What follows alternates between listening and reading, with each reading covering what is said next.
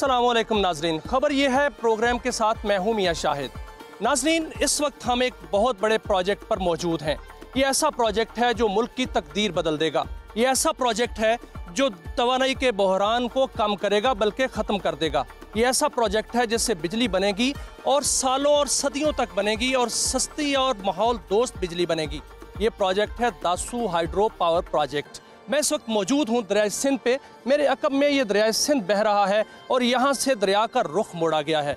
इस दरिया को दरियाओं का बादशाह कहते हैं और दरियाओं के बादशाह का यहाँ से रुख मोड़कर पन बिजली पैदा की जाएगी। दासू हाइड्रो प्रोजेक्ट बहुत ही अहमियत का हामिल है। जब ये मुकम्मल होगा तो इससे 4320 मेगावाट बिजली पैदा होगी और इस इलाके की तो किस्मत बदल ही जाएगी और इस इलाके की डेवलपमेंट भी होगी और यहाँ फलाह बहबूद के काम भी होंगे। लेकिन पूरे मुल्क के लिए फ़ायदा मंद प्रोजेक्ट है। ये प्रोजेक्ट जो है ये ज़ेरे तामीर है, मुख्तलिफ मराहिल से गुजर रहा है। हम आज इस प्रोजेक्ट की सैर भी कराएंगे और इस प्रोजेक्ट के मुख्तलिफ मराहिल भी दिखाएंगे कि इसकी तामीर कैसे चल रही है। सबसे पहले हम जाते हैं जहाँ पर इस मुँह जोर दरिया का रुख मोड़ा गया है। आए नाजरीन, वो जगह दिखाते हैं। नाजरीन, आपको अंदाज़ा है कि मैं इस वक्त कहाँ पे हूँ? मैं इस वक्त दरिया सिंध के अंदर हूँ। कभी किसी ने तसव्वुर नहीं किया होगा, मेरे भी तसव्वुर में नहीं था कि दरिया सिंध का जो बेड है वो हम कभी देखेंगे। यहाँ KKH जो है वो ऊपर जा रही है, वो जो गाड़ियाँ जा रही हैं ये है शाहरा रेशम, जो यहाँ पर सफ़र करते हैं और आगे गिलगित को जाते हैं। जब यहाँ सफ़र करते हैं तो ये दरिया सिंध उनके साथ साथ बहता है और यहाँ पर कई हादसात भी हुए। यहाँ पर जो गाड़ियाँ गिर जाती हैं KKH पे जाती हुई, लेकिन वो गाड़ियाँ आज तक नहीं मिली। क्यों नहीं मिली? ये बहुत गहरा दरिया कहा जाता है, इसको दरियाओं का बादशाह कहा जाता है, बाप कहा जाता है, अबासीन कहा जाता है। लेकिन आज हम वापडा के इंजीनियर्स की बदौलत यहाँ पर मौजूद हैं। ये रिवर बेड है, यहाँ पर दरिया सिंध बहता था जो करोड़ों सालों से बहता था, लेकिन आज यहाँ पर आर्जी तौर पर इस दरिया को रोका गया है, जिसको कहते हैं दरियाओं का रुख मोड़ना, और वो भी अबासीन का रुख मोड़ना जो दरियाओं का बाप कहलाता है। तो यहाँ पर दरिया का रुख मोड़ा गया है। आप देख रहे हैं कि यहाँ पर दरिया कितना धाड़ रहा है, जैसे शेर दाड़ता है। और ये शोर जो आप सुन रहे हैं ये दरिया सिंध का है और यहाँ से इसका रुख मोड़कर इस टनल में जो है वो इसको डाइवर्ट कर दिया गया है और यहाँ से दरिया सिंध जो है वो उसका रुख मोड़कर पानी जो है डाइवर्ट करके दोबारा दरिया में डाला गया है ताकि यहाँ रिवर बेड पे डैम साइड जो है उसकी तामीर की जा सके। दासू डैम की तामीर जारी है, बहुत सी तामीर हो चुकी है। ये डैम कब तामीर होगा, कब मुकम्मल होगा और इसमें कितनी बिजली पैदा होगी? हमारे साथ इस वक्त इस डाइवर्जन टनल के पास मौजूद हैं डैम के general manager engineer Aamir Shafiq साहब। उनसे हम गुफ्तगू करते हैं और उनसे पूछते हैं कि ये डैम जो है वो किन किन मराहिल से गुजर रहा है और कब इसकी तामीर होगी और कब आवाम को सस्ती बिजली 4320 मेगावाट मिलेगी। आइए बात करते हैं। अस्सलाम वालेकुम सर। वालेकुम सलाम, कैसे हैं आप? ठीक ठाक। इंजीनियर साहब, ये फरमाइएगा कि दासू डैम, जिसको दासू हाइड्रो प्रोजेक्ट कहते हैं, ये इस वक्त देखा जाए तो पाकिस्तान का सबसे बड़ा प्रोजेक्ट है जो पन बिजली मंसूबा है। ये कब मुकम्मल होगा? इसकी सस्ती बिजली कब मिलेगी हमें? ये तकरीबन 2027 में इसका पहला यूनिट आ जाएगा तो बिजली की प्रोडक्शन शुरू हो जाएगी और 2028 में इसकी मुकम्मल कंप्लीशन हो जाएगी। जो पहला फ़ेज़ है उसके 6 के 6 यूनिट हमारे पास ऑपरेशन में आ जाएंगे। उसके बाद हमारे पास फ़ेज़ 2 यूनिट शुरू होगा। तो इसके साथ साथ ये जो टोटल बिजली है, अगर हम देखा जाए तो दासू प्रोजेक्ट इस वक्त पाकिस्तान के सबसे बड़ा प्रोजेक्ट है बिजली की प्रोडक्शन के लिहाज से, क्योंकि इससे तकरीबन तीनों फेजेस मिलाकर, तीनों स्टेज मिला के 5400 मेगावाट बिजली बनती है, जो तकरीबन 24 बिलियन यूनिट बनते हैं, जो कि इस वक्त तरबेला और अंडर कंस्ट्रक्शन बादशाह से भी ज़्यादा होगी जब ये तीनों स्टेजेस बन जाएंगे। क्या बात है नाजरीन, आपने सुना कि ये बिजली जो है 4320 मेगावाट नहीं 5000 मेगावाट से भी ज़्यादा होगी। अब मज़ीद इस पर बात करते हैं GM साहब से। GM साहब, जहाँ हम खड़े हैं ये कौन सी जगह है? जब इसका रुख मोड़ा गया किन किन चैलेंजेस का सामना था? अब दरिया का रुख मोड़ दिया गया है, अब आगे क्या मराहिल है? जी बिल्कुल, ये दरियाई सिंध था। आपको पता है, आपने इंट्रोडक्शन में बताया कि ये है अबासीन। इसका रुख मोड़ना बहुत बड़ा चैलेंज है। ये एक इंजीनियरिंग का बहुत बड़ा शाहकार है। ये जो टनल्स आप देख रहे हैं इनका अंदर बनाना तकरीबन 1.5-2 किलोमीटर की टनल एक है और इस तरह 1.5-2 किलोमीटर की दूसरी है। इनको बनाना भी एक बहुत मुश्किल मरहला था और जब तक ये काम मुकम्मल नहीं होता डाइवर्जन का, हम अपने मेन डैम पे काम शुरू ही नहीं कर सकते। इसलिए 2023 में जब इसको मुकम्मल किया गया तो ये इसका बहुत बड़ा शाहकार था और एक सुनहरी रूप में लिखा जाएगा कि दरिया सिंध का रुख दरिया दासू डैम पे मोड़ा गया। तरबेला के बाद ये पहली पोजीशन थी जहां पर मोड़ा। बिल्कुल, ये एक तारीखी काम हुआ है क्योंकि दरियाओं का रुख मोड़ना वैसे भी बड़ा मुश्किल है, लेकिन दरिया सिंध का रुख मोड़ना एक बहुत बड़ा चैलेंज था जो कि संगे मील अबूर कर लिया गया है। जी एम साहब, ये फरमाइएगा कि इसकी इतने बड़े प्रोजेक्ट की फंडिंग जो है वो कहाँ से आई और क्या फंडिंग हो रही है, और क्या इसको जब कंप्लीट आप करेंगे तो इसमें फंडिंग की कोई इशू तो नहीं है? ये सबसे खुशकिस्मत प्रोजेक्ट है कि यहाँ पर फंडिंग का बिल्कुल कोई भी इशू नहीं है। अगर इसकी कास्ट हम देखें तो 1737 बिलियन रुपीज़ है, या हम डॉलर में देखें तो 6.2 बिलियन डॉलर है, और इंटरेस्ट वगैरह सब कुछ डाल के। और ये कमिटेड प्रोजेक्ट है वर्ल्ड बैंक का, सबसे बड़ा डोनर इसमें वर्ल्ड बैंक है। इसके अलावा हमारे क्रेडिट स्विस से लोन लिया हुआ है, और इसके अलावा हमारे लोकल कमर्शियल लोन भी हैं और फॉरेन कमर्शियल लोन भी हैं। और सबसे बड़ी बात कि यह वापडा अपनी इक्विटी का अपनी ज़राए में से भी फंडिंग कर रहा है, जो कि बहुत बड़ी फंडिंग है दासू प्रोजेक्ट पे, तकरीबन 191 बिलियन रुपीज़ की। आमिर साहब, ये जो प्रोजेक्ट है इससे मुल्क की मुफाद तो बहुत होगा, मुल्क को तो बहुत बड़ा फ़ायदा होगा। 5000 मेगावाट से ज़ायद की बिजली, सस्ती बिजली जो कि सदियों तक जो है वो हम इस्तेमाल करेंगे। यहाँ मुकामी आबादी को, मुकामी इस इलाके को क्या फ़ायदे होंगे इसके? जी, मकामी आबादी के लिए, चूँकि वर्ल्ड बैंक का प्रोजेक्ट है और आपको पता है कि वर्ल्ड बैंक का जो सोशल सेफ गार्ड होता है उसमें सोशल एरिया के लिए, डेवलपमेंट के लिए बहुत बड़े फंड्स रखे जाते हैं, और अल्लाह का शुक्र है दासू प्रोजेक्ट पे भी मौजूद हैं। अब इसमें मैं आपको मुख्तलिफ सेक्टर्स बताऊंगा जिसमें कि लोकल लोगों की माशी तरक्की के लिए रखे गए हैं, जैसे कि उनके एजुकेशन है उसकी बेहतरी के लिए स्कूल वगैरह बनाए जाएंगे, बेसिक हेल्थ यूनिट वगैरह बनाए जाएंगे, उनको चलाएगा भी वापडा ही। इसी तरह डिफरेंट इंफ्रास्ट्रक्चर, यहाँ पर खूबसूरत वादियाँ हैं लेकिन सयाहत नहीं हो सकती क्योंकि उनके अंदर रोड नहीं है, वो रोड भी कंस्ट्रक्शन वापडा करेगा। वो छोटे छोटे बड़े बड़े गाँव भी हैं, छोटी छोटी आबादियाँ भी हैं, उन तक भी रोड वापडा ही बनाएगा। इसी तरह से हमारे पास डेवलपमेंट प्रोग्राम है, हमारे वोकेशनल ट्रेनिंग सेंटर यहाँ पर बनने, वापडा ने उसको बनाना है, और उसी से लोग सीख कर न सिर्फ यहाँ पर काम कर रहे हैं बल्कि यहाँ से बाहर भी अभी भी जा रहे हैं और बाद में भी जाएंगे, जो कि एक बहुत बड़ा यहाँ का एडवांटेज है। इसके साथ साथ यहाँ पर छोटे छोटे बिजली घर लगाए जा रहे हैं ताकि लोगों को मुफ्त बिजली पैदा की जा सके और उन लोगों को मुफ्त बिजली दी जा सके।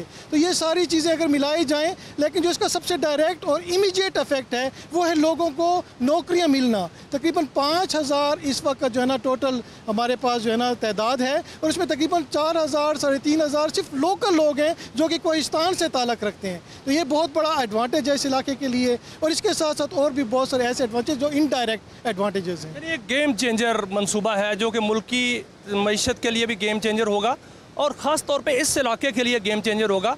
ये बड़ा मुश्किल तरीन इलाका है, हम रात को हमने सफ़र किया, यहाँ पर जो है वो इतना मुश्किल तरीन इलाका है कि तसव्वुर नहीं किया जा सकता कि यहाँ कोई तरक्की होगी, लेकिन इस प्रोजेक्ट से तरक्की होगी। सबसे बड़ी बात जो होती है जीएम साहब वो ये होती है कि प्रोजेक्ट ने अपनी कास्ट पूरी करना। ये प्रोजेक्ट अपनी कास्ट कितनी मुद्दत में पूरी कर लेगा, और जब ये कास्ट पूरी कर लेगा तो उस वक्त मुल्क की मईशत के लिए कितना फ़ायदेमंद होगा? जी, ये प्रोजेक्ट जो इसका एस्टिमेट है और जो इसका PC1 बना हुआ है उसके मुताबिक 7 साल के अंदर अपनी ये कास्ट मुकम्मल कर लेगा, और उसके बाद ये ओवर एंड अबव हमें एडवांटेज देता रहेगा। अगर हम सिविल स्ट्रक्चर के लिहाज से देखें, जो हमारी सिविल इंजीनियरिंग है उसमें तो कहते हैं कि 50 साल उसकी जो है ना लाइफ होती है, यूज़फुल लाइफ, लेकिन प्रॉब्लम ये नहीं है। आपने देखा है तरबेला कब से चल रहा है और अभी तक भी उसके स्ट्रक्चर को कोई मसला नहीं है। तो मैं कहता हूँ कि इसका जो फ़ायदा होगा वो सदियों दर सदियों तक मिलता रहेगा। इस प्रोजेक्ट का सबसे बड़ा जो फ़ायदा ये है कि इसके अंदर जो रिजर्वायर है छोटा मोटा, अगर वो फिल भी हो जाता है किसी वजह से, अगर जब बादशाह की वजह से फिल नहीं होगा, फिल भी हो जाते, फिर भी ये सदियों तक इसकी प्रोडक्शन इतनी कैपेसिटी की चलती रहेगी, वो बिजली ख़त्म नहीं होगी इसकी। हमारे साथ मौजूद थे जनरल मैनेजर आमिर शफीक साहब, इंजीनियर आमिर शफीक साहब, और यहाँ पर नाजरीन आप देख रहे हैं ये दरिया कैसे बिफर रहा है, और साथ हम यहाँ खड़े हैं तो ऐसे लगता है कि जैसे दरिया ऊपर उबल पड़ेगा। हम इस वक्त रिवर बेड पे मौजूद हैं। अब हम डैम की दूसरी साइड्स पे जाएंगे कि डैम कहाँ तामीर हो रहा है, और उसके बाद हम आपको दिखाएंगे कि पावर हाउस कहाँ तामीर हो रहा है। नाज़रीन, आपने दरिया का रुख मुड़ा हुआ देखा और उसके बाद हमने दरिया के अंदर जो ख़जाने हैं वो भी दिखाए। अब मैं आपको दिखा रहा हूँ कि ये जो आपको जगह नज़र आ रही है जहाँ पर मशीनरी काम भी कर रही है और गाड़ियाँ और एक्सीवेटर्स जो है वो ज़मीन को खोद रहे हैं। ये प्रोजेक्ट की डैम साइट है। यहाँ पर डैम बनेगा और फिर दोबारा जो दरिया है ये उसका पानी यहाँ पर आ जाएगा। एक छोटी सी झील भी बनेगी यहाँ पर, और यहाँ पर डैम का पानी जो है वो आगे पावर हाउस में जाएगा, वो भी हम आपको दिखाएंगे। और पावर हाउस से जो बिजली बनेगी और फिर पानी जो है वो दरिया में जाकर आगे निकल जाएगा। किसी भी डैम की तामीर के लिए सीमेंट, बजरी की ज़रूरत होती है, रेत की ज़रूरत होती है। ये एक फैक्ट्री नुमा कोई स्ट्रक्चर नज़र आ रहा है, ये क्या है? जी, ये एशिया का सबसे बड़ा बैचिंग और क्रशिंग प्लांट है। यहाँ पर जो आपको क्रश है वो यहाँ पर बनेगी, हर साइज़ की बनेगी। जो रेत है वो यहाँ पर बनेगी। इसके साथ साथ सीमेंट तो आएगी बाहर से, फैक्ट्री सीमेंट से, लेकिन वो सारी जो बैचिंग होगी वो यहाँ पर होगी। फिर ये कन्वेयर बेल्ट के थ्रू मेन डैम पे जाएगी और डायरेक्टली वहाँ पर कन्वेयर बेल्ट के थ्रू ये वहाँ पर की जाएगी। ये सारा ऑटोमेटेड सिस्टम है और दुनिया के और एशिया के बड़े क्रशिंग और बैचिंग प्लांट में इसका शुमार होता है। और इसकी अगर कैपेसिटी देखी जाए तो तकरीबन 2000 टन एक घंटे में ये हमारे एग्रीगेट पैदा करते हैं, जिसको हम क्रश मटेरियल कहते हैं। और इस तरह तकरीबन 1000 क्यूबिक मीटर एक घंटे में ये कंक्रीट पैदा करता है। 2000 टन एक घंटा। तो जो डैम बनेगा इसका मतलब है ये दिन रात काम होगा। कितने अरसे में डैम साइट जो है वो तामीर हो जाएगी? जी बिल्कुल, दिन रात काम होगा, हर वक्त काम होगा, 24/7 होगा। और तकरीबन 2.5 से 3 साल के अरसे में इस डैम की मुकम्मल ऊपर तक सारी की सारी कंस्ट्रक्शन मुकम्मल हो जाएगी। तो पत्थर कहाँ से आएगा जिसके लिए कंक्रीट जो बनेगी? और ये सारा यहाँ से इन्हीं पहाड़ों से पत्थर लिया जाएगा? जी, जितनी भी हमने एक्सकेवेशन की है, टनल से की है, सीपीट एक्सकेवेशन से कर रहे हैं, वो बड़ा सूटेबल मटेरियल है। उनको हम जगह पे इलाके में स्टोर कर रहे हैं। उसी पत्थर को हम यहाँ लेकर आएंगे, उसको क्रश करेंगे, वही मटेरियल इस्तेमाल होगा। कब ये शुरू हो जाएगा सर? इंशाल्लाह इसी साल शुरू हो जाएगा और तकरीबन सितंबर या अक्टूबर के महीने में इसकी हम कंक्रीटिंग। इस वक्त ये रेडी है, रेडी टू वर्क? जी, ये प्लांट तो उससे पहले शुरू हो जाएगा। प्लांट तो हमारा जून के आखिर में शुरू हो जाएगा और हमारी कंक्रीटिंग है ना मेन डैम की, एक्सकेवेशन कंप्लीट हो जाएगी तो सितंबर के आखिर में इंशाल्लाह हमारी डैम की कंक्रीटिंग शुरू हो जाएगी। इस वक्त हमारे साथ मौजूद हैं इस डैम के कंसल्टेंट डिज़ाइनर मिस्टर अकीले। मिस्टर अकीले से हम बात करते हैं कि डैम की जो म्यारात हैं, जो टेक्नोलॉजी है वो कौन सी इस्तेमाल की गई है और इसके जो चैलेंजेस हैं वो क्या थे? Look, we are using the best technology that we are in charge for to do the tunnel, bridge, and all the challenge problem that we are facing in this project. In fact, we have a good progress inside the tunnel due to the good technology, good attitude and training of the skilled people. We are looking for to make safety this project as much as possible.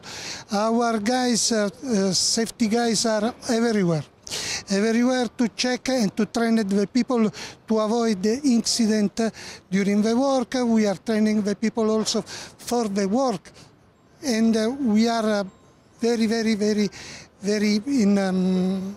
attent and pay attention for all the detail. We are going to use standards specification for in safety for everything, for all the for the design and for the construction, and all the activity that are, all the solution are checked, and a lot of times also send to other experts in Japan, in Europe, or everywhere is necessary for to have a suggest to face the problem that the project gave. The story is long, because in 1972 I was here with my father, because my father built was one of the engineers that built Tarbella Dam, and with my family I went here to visit, and to visit my father. And second step has been that I was employed in 2010 by Mott MacDonald's for the fourth station, Tarbella Dam fourth station. This is a long story of my approach to Pakistan. Pakistan has been in my heart from from long time. नाज़रीन, आपने mister अकीले जो कि designer हैं इस project के, उनके project manager हैं, उनकी बात सुनी। उन्होंने कहा कि हमने यहाँ पर आलमी मेयारात की टेक्नोलॉजी जो है वो इस्तेमाल की है। यहाँ पर हर किस्म का ख्याल रखा गया है कि जो इन्वायरमेंटल इश्यूज़ हैं वो भी ना हो, और डैम सेफ्टी जो कि बहुत इंपॉर्टेंट होती है, जो कि डैम जो है वो सबसे इम्पॉर्टेंट होती है, उसको मद्देनज़र रखा गया है और यहाँ आला मेयार की जो है टेक्नोलॉजी इस्तेमाल की गई है। नाज़रीन, ये वो साइट है जहाँ पर डैम बनेगा। ये तमाम जब ये डैम बन जाएगा तो ये सारा इलाका जो है वो पानी में मर्ज हो जाएगा। यहाँ जो पहाड़ आपको नज़र आ रहे हैं ये आधे आधे पानी में चले जाएंगे और फिर ये पानी सदियों जो है वो यहाँ पर रहेगा। ये एक झील बन जाएगी और यहाँ से जो है मुख्तलिफ टनल से पानी जो है वो पावर हाउस में जाएगा। इसके बाद हम पावर हाउस का रुख करेंगे कि पावर हाउस कहाँ बन रहा है। सुना है, जो हमें बताया गया, आप जाके आपको अभी दिखाएंगे कि पावर हाउस ज़मीन दोज़ है। ज़मीन दोज़ पावर हाउस बनाया जा रहा है। बड़ा यूनिक प्रोजेक्ट है और यहाँ पर जो इतना मुश्किल इलाका है, जहाँ पर इतना state of the art project ये आपको हम दिखा रहे हैं। तो हमारे साथ रहिएगा, एक वक्फे का टाइम है, वक्फे के बाद हम दोबारा हाज़िर होते हैं। हमारे साथ रहिएगा।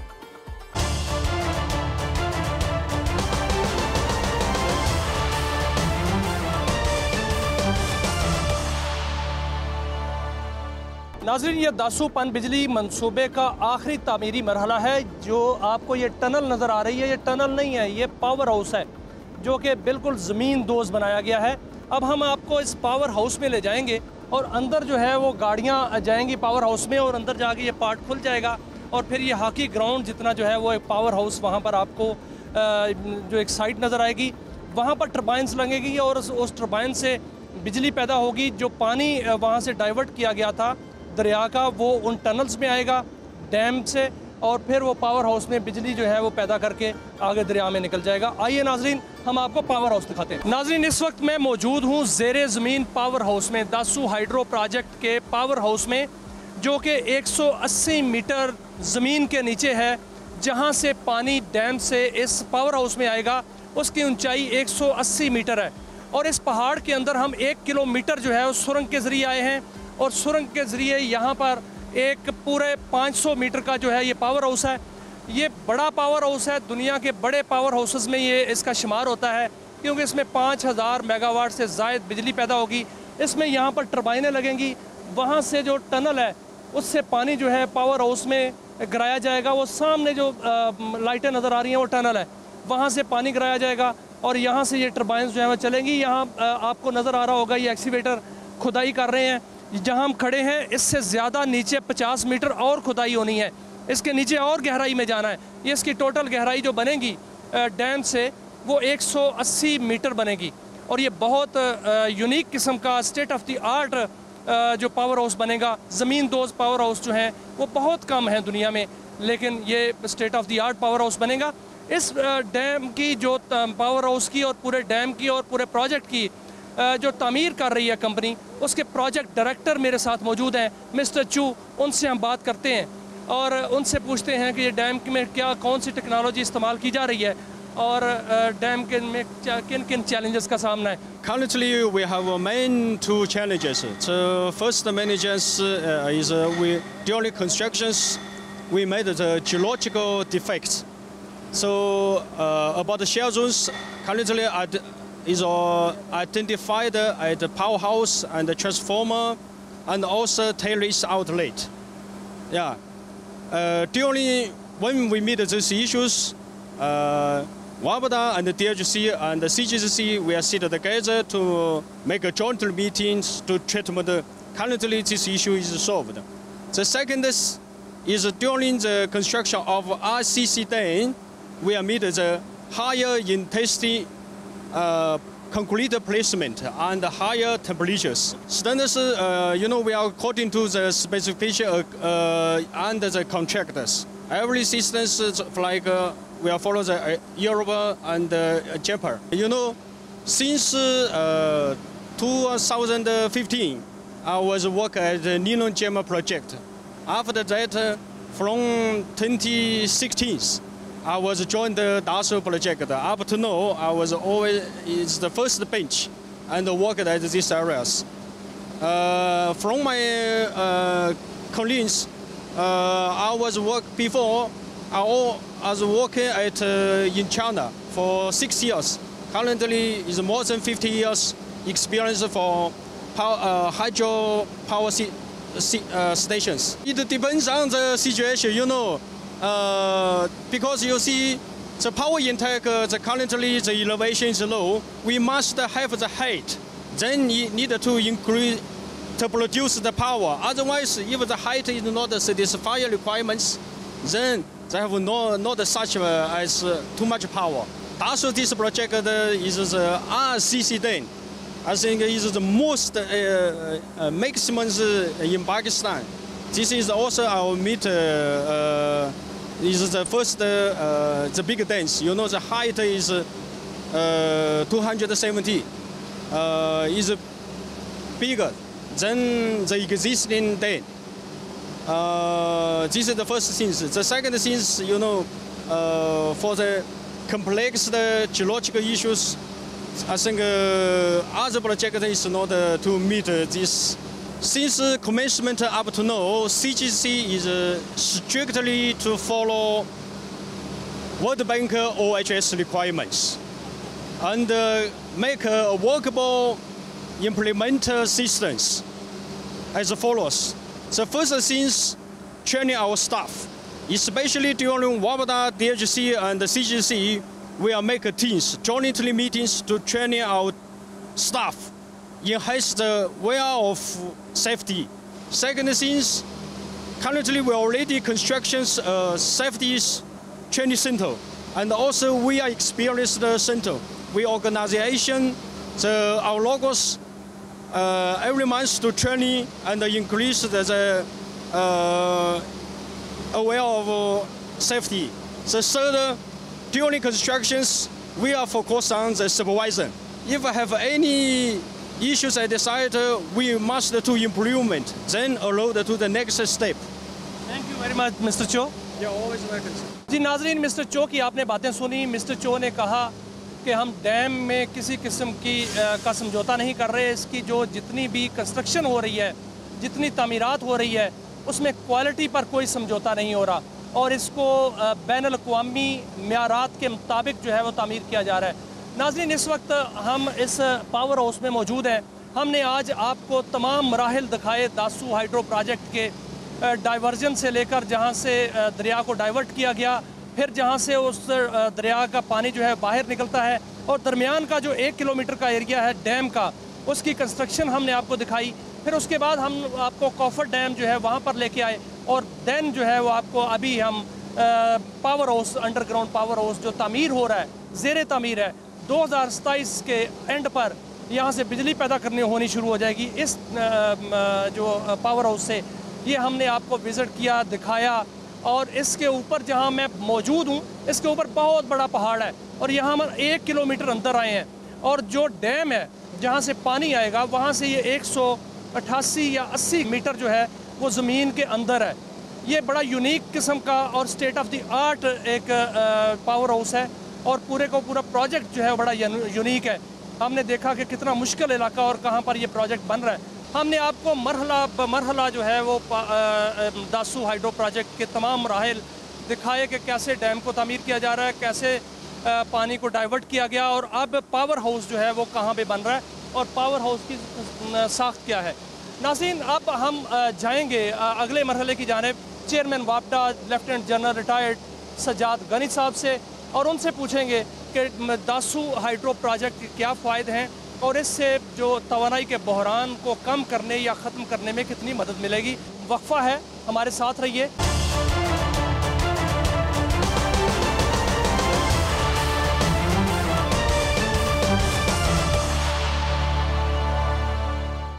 Welcome back. नाज़रीन, दासू हाइड्रो प्रोजेक्ट के आपने तामीरी मराहिल देखे, और उसमें हमने आपको दिखाया कि दरिया का रुख कैसे मोड़ा गया है, और दीगर मराहिल जो है वो आपको हम दिखा चुके हैं।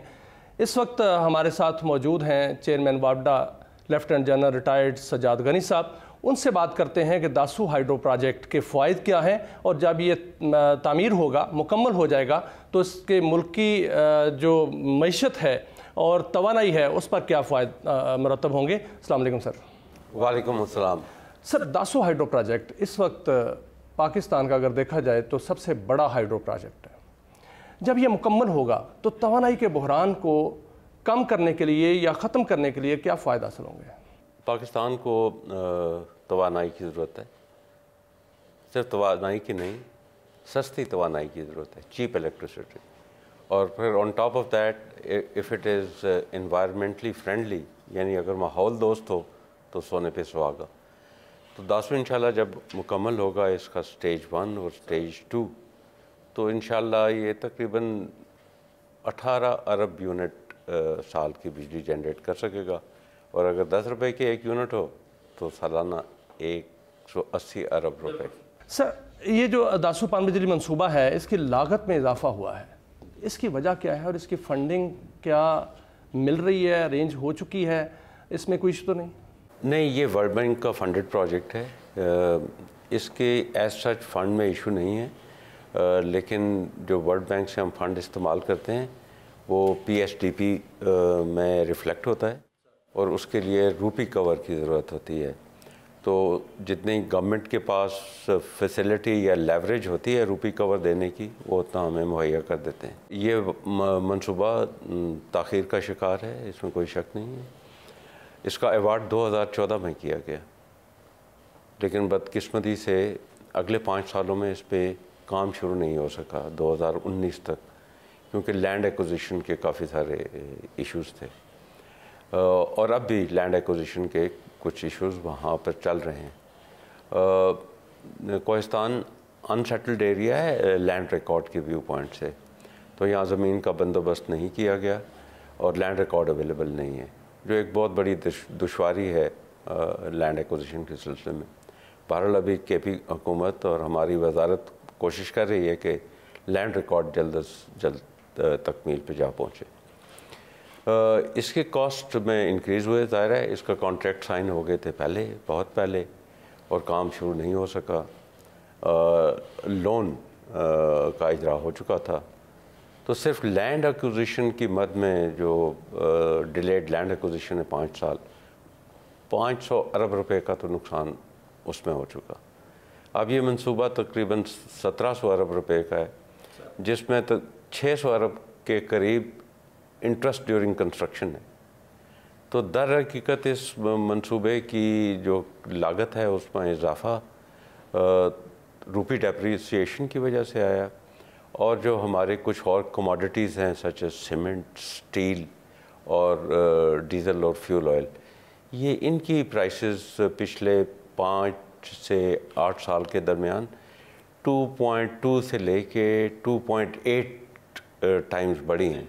तो ये इस वजह से इसकी कॉस्ट में इंक्रीज़ है, और मुझे उम्मीद है कि ये कंप्लीशन के बाद ये जितने डेफिसिट्स हैं ये इंशाल्लाह ये प्रोजेक्ट आज खुद पूरा करने में कामयाब होगा। हमने सर वहाँ देखा कि दिन रात काम हो रहा है, और ये भी देखा कि वो बड़ा मुश्किल तरीन एरिया है, दुश्वार गुजार इलाका है, बड़ा बैकवर्ड एरिया है।